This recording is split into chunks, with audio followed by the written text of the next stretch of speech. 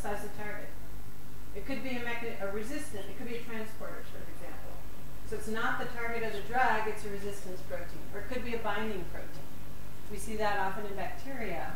Or an inactivation protein. You see a bacteria where it's not the target of the drug, it inactivates the drug. So we can come up with other things in a genetic screen, but in Plasmodium, it's been very powerful to identify the target. Then at the end, when we get, usually transporters are pretty obvious. You know, when you look at the sequence, you'll see all these transmembrane domains and so on. So you have to do a bunch of work to try to figure out whether it's the target or some other way that the parasites are becoming resistant. You know, if you had, you might then say, oh, I see this, and if you see it by multiple techniques, you're going to become more certain that it is really the target. This is something that, you know, a lot of the old compounds came from phenotypic screens, and some of them, especially in other parasites, we still don't know exactly how they work. You can do real-time vision also, real-time PCR. If we come to know genome sequences, and then we can use that information and we can see the effect transcriptional resolution of the protein. Yeah, so that might work sometimes. There's not. We don't know as much about the systems biology of these organisms that it's not trivial for us to go back from transcriptomics. Unless we see dramatic overexpression of a gene, we can say, oh, that might be a target or a resistance protein. So, or actually with transporters, sometimes what we find is that the transporter is normally takes the compound into the cell. This is really common in Leishmania and Africansomes, that you get resistance because the compounds are no longer transported into the cell because the transporter is either is inactivated by mutation or deleted. It's not an essential transporter, so they just get rid of it and they don't have any problem. So chloroquine was started to be used in 1946, and it was good for 11 years when the first resistance started to appear. And independently, we've had resistance in different areas. And finally, it took quite a while, but it made its way into Africa. And so it took quite a long time to figure out what the target of chloroquine was. And so it wasn't identified until 2000. And we found that resistance was associated with mutations at a specific site in the protein, and then usually there were other mutations that increased the resistance level. So that was actually discovered through genetic techniques where they took two strains, one chloroquine resistant, one chloroquine sensitive, did a co-infection, had a mosquito take it up, infect other primates, clone it out, and see which ones were chloroquine sensitive and chloroquine resistant. And so it was like classical genetics combined with sequencing. Okay, so all malaria therapy now is combination therapy. And why is that? Well, for two reasons. One is that we want to be sure we get a cure, and number two is that we don't want to get drug resistance. So basically, over here, if you look at this side, you'll see how many parasites are at each stage of the life cycle. So what you can see immediately is in the blood stage, where we see the pathogenesis, we have a lot of parasites, 10 to the 11. And if we need one nucleotide change has a frequency of occurring in about 10 to the minus 10. So the parasite has 10 to the 11. There's 10 to 11 parasites, so we're probably going to get that mutation in the person. If we need two changes, we need lot more people to be exposed to the two drugs at the same time to get both of those mutations arising. So that's why we always use, with Plasmodium, we use two drugs. Because we don't want resistance. We want to cure the patient, that is one thing, but we don't want resistance to arise and then spread into the mosquito and then spread out into the whole Plasmodium population. So right now, if you get malaria, usually you're going to get artemisinin and one other antimalarial, and it will depend on where you live, which other antimalarial you get. So, an incomplete drug treatment, so a lot of places you can get malaria pills over the counter if you just have a little touch of malaria. Problem is, people don't take the full course. Maybe they want to save their pills for next time because they feel better. So low-level resistance often can be achieved by several different mutations. High-level resistance may need a really specific change, but if you have exposure to low level of drugs, you may get a low level of resistance. And those cells, those parasites will survive if you stop treatment. They'll grow up, they'll be selected. Now you have a chance to have another mutation in this partially resistant population. So they've got a head start. So that's why we don't want to do that. These resistant mutants can be spread by the mosquitoes. So we've already kind of covered this. All right. So treatment policy for malaria is pretty much done at the national level. Every country will have its own policy, and it requires surveillance of strains out in the field for resistance.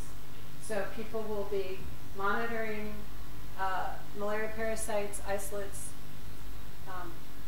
Usually this is just done by, it can either be done by PCR analysis for specific mutations. For example, when we know these mutations are common and confer resistance, we can look for those mutations.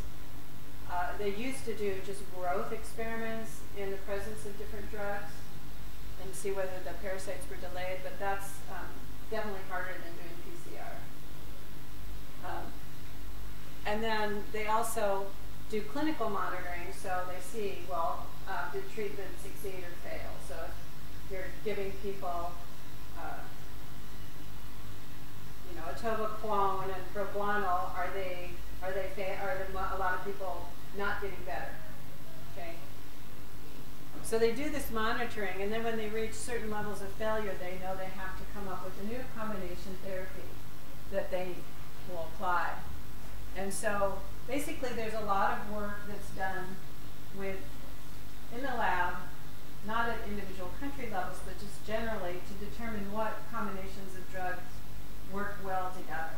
So some drugs will be synergistic, and some will just be additive, and some will be antagonistic. So they want to have everything figured out about which two should be used together. This pair can work, this pair can work, this pair doesn't work well. And then the national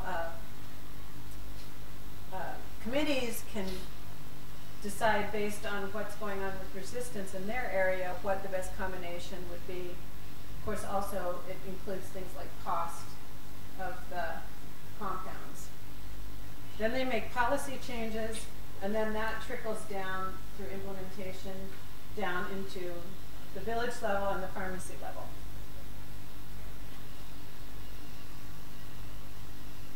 So the good news is severe malaria is declining now. And so this, let me show you this graph here. This is one of those, it's like one of the graphs from IHME. So the different colors are different age groups. So the red is under 5s. Okay, so what you can see, this is the number of deaths. So the number of deaths were increasing. Of course, the population was increasing. And then now it's gone down. And you can see that the preponderance is people who are under 5. And then this bin is actually 15 to 49. So this is 1 to 5. 5 to 14. So these are smaller cohorts, and then bigger cohorts. Over 70, also a few people die, and there are not as many of them alive at that time. So increased mortality for that group. But basically, now we've got this drop. So our big worry is artemisinin resistance. Is that occurring? There's evidence that there is artemisinin resistance in Southeast Asia now. And how well is it going to spread? We don't really have a very good alternative to artemisinin at this point. So, especially, we do have, at this point, I'm not sure that we actually have complete resistance to artemisinin, but we have delay to cure. So curing with artemisinin takes longer now than it did when it was first introduced. So people take that as a sign of increased resistance to the drug.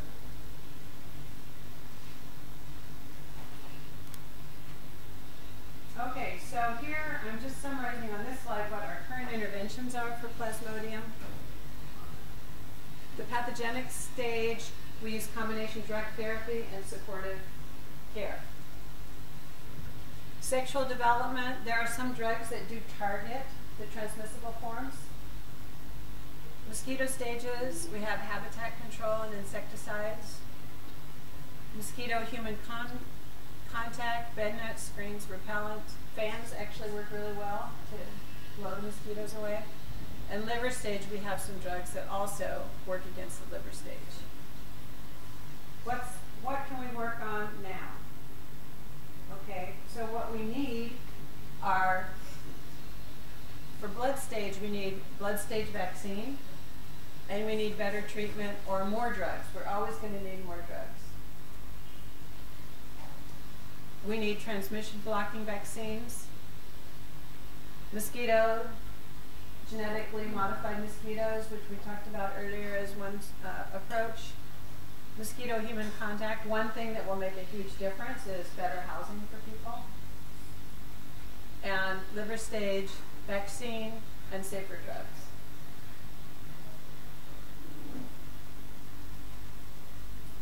Okay, so we're going to take our tea break, and then we'll come back for the jigsaw with the Ebola and Zika.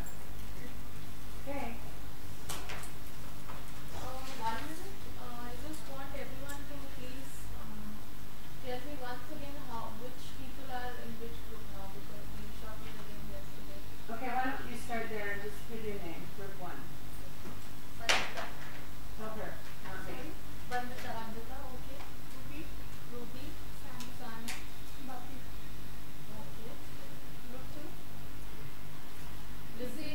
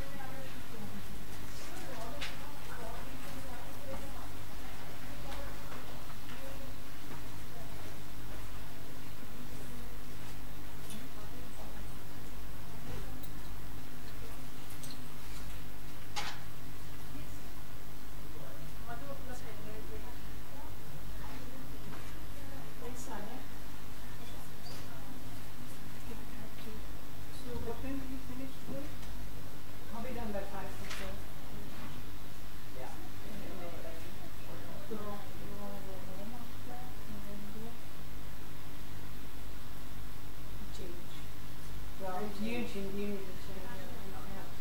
Yeah.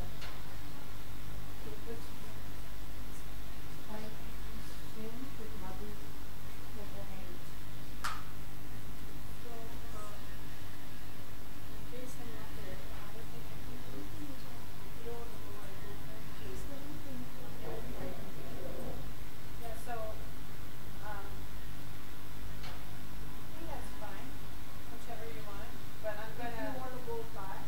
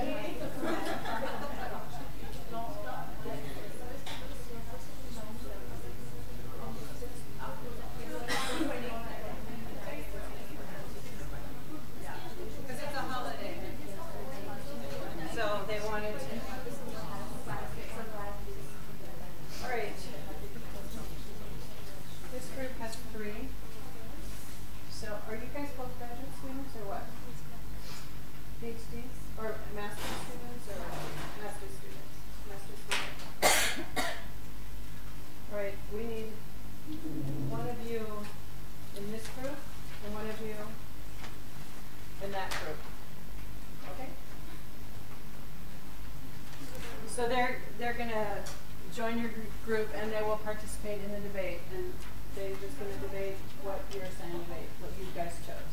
Right here. And can you tell me your name, please?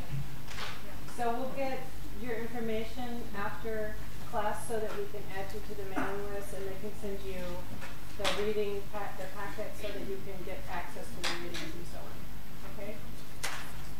All right, so what we're doing now is we're going to have our jigsaw discussion, and everybody knows what you're either Zika or Ebola, right? So we're going to do it the same as last time, where you'll talk about the key aspects of Zika or Ebola, how they emerged, what the public health control mechanism